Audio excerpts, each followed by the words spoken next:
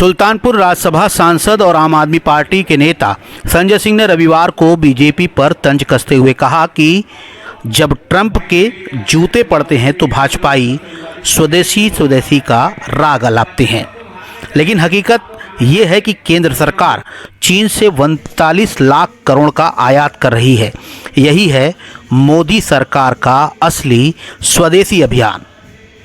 राष्ट्रीय अंसारी एकता संगठन के कार्यक्रम में पहुंचे संजय सिंह ने छात्रों को शिक्षा का महत्व समझाया, लेकिन मंच से बीजेपी की जमकर खिंचाई भी की।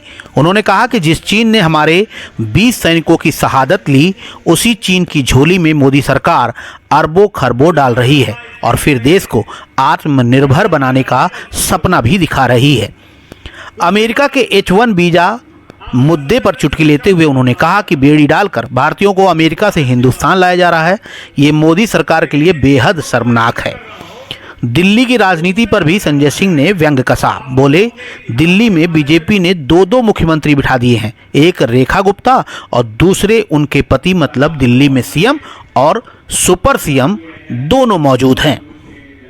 एक उनके पतिदेव हैं और एक जो महिला है रेखा गुप्ता जी, वो स्वयं, तो एक सीएम है, दूसरे सुपर सीएम।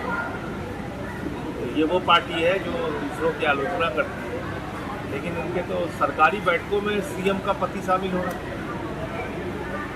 और आज तो कहा है मुख्यमंत्री जी ने, रेखा गुप्ता जी ने, कि 70 साल से जब चुनाव में हेरा फेरी हो रही थी तब लोगों को नहीं बुरा लग रहा था, अब हम लोग हेरा फेरी कर रहे हैं तो बुरा लग रहा है। यानी वो मान नहीं को हेरा फेरी। लोकसभा चुनाव के बाद इंडिया गठबंधन से आम आदमी पार्टी अलग हुई, क्या नहीं? अब उसके बहुत सारे कारण हैं। देखिए, सबसे बड़ा दल है कांग्रेस पार्टी। कभी वो अखिलेश जी को अपमानित करेंगे, कभी वो हमसे समझौते की बात करेंगे, हरियाणा में फिर पीछे हट जाएंगे। ऐसे आप किसी गठबंधन का नेतृत्व नहीं कर सकते। तो आपको वो समझ विकसित करनी पड़ेगी कि आपको कैसे सबको साथ में चलना है। तो जो काम हरियाणा में हुआ और जो काम उन्होंने हमारे साथ दिल्ली में किया, उसके बाद खाली औपचारिकता निभाने के लिए हम उस गठबंधन में बने रहे, इसका कोई मतलब नहीं बना। सर, आज गोरखपुर में मुख्यमंत्री योगी आदित्यनाथ ने स्वदेशी अपनाओ का एक नारा दिया है, अपील की है। तो भारतीय जनता पार्टी के आपको आंकड़े पता है? क्या कहना चाहिए? आंकड़े आपको पता है? गलवान घाटी की घटना के बाद, गलवान घाटी की घटना के बाद जब चीन ने हमारे 20 जवानों को शहीद किया, 20 जवान हमारे मारे गए गलवान घाटी में, उसके बाद भारत का चीन से व्यापार जो है 39 लाख करोड़ रुपए का है। मैंने फिगर संसद में पढ़ी थी। 39 करोड़ नहीं, 3900 करोड़ नहीं, 39,000 करोड़ भी नहीं, 39 लाख करोड़ रुपए। जीरो लगाते लगाते थक जाएंगे। इतना आयात चीन से कर रही है भारत की सरकार। मेक इन इंडिया, तो ये स्वदेशी, इनके मुंह से स्वदेशी शब्द ही नहीं निकलना चाहिए। अगर कोई भाजपाई स्वदेशी शब्द बोले तो उसके मुंह में तो छाला पड़ जाना चाहिए। वो स्वदेशी की बात कैसे कर सकते हैं?